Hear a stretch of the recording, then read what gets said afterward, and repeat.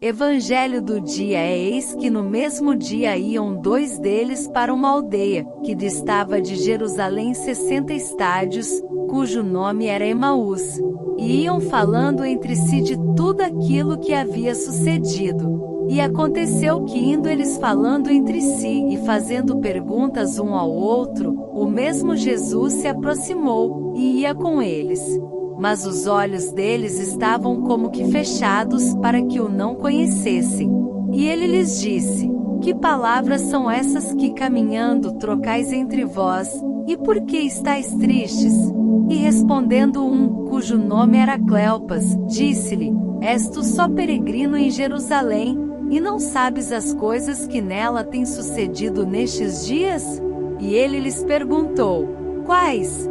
E eles lhe disseram: As que dizem respeito a Jesus Nazareno, que foi homem profeta, poderoso em obras e palavras diante de Deus e de todo o povo. E como os principais dos sacerdotes e os nossos príncipes o entregaram à condenação de morte, e o crucificaram. E nós esperávamos que fosse ele o que remisse Israel, mas agora sobre tudo isso, é já hoje o terceiro dia desde que essas coisas aconteceram. É verdade que também algumas mulheres dentre nós nos maravilharam, as quais de madrugada foram ao sepulcro, e não achando seu corpo, voltaram, dizendo que também tinham visto uma visão de anjos que dizem que ele vive. E alguns dos que estavam conosco foram ao sepulcro, e acharam ser assim como as mulheres haviam dito, porém, a ele não viram. E ele lhes disse: Ó nécios e tardos de coração para crer tudo o que os profetas disseram. Porventura não convinha que o Cristo padecesse estas coisas e entrasse na sua glória?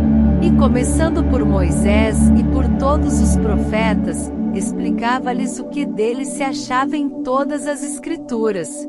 E chegaram à aldeia para onde iam, e ele fez como quem ia para mais longe. E eles o constrangeram, dizendo: Fica conosco, porque já é tarde, e já declinou o dia. E entrou para ficar com eles. E aconteceu que, estando com eles à mesa tomando o pão, o abençoou e partiu-o, e lhe deu. Abriram-se-lhes então os olhos, e o conheceram, e ele desapareceu-lhes.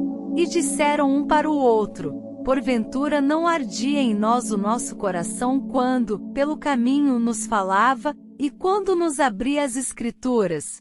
E na mesma hora, levantando-se, tornaram para Jerusalém, e acharam congregados os 11, e os que estavam com eles.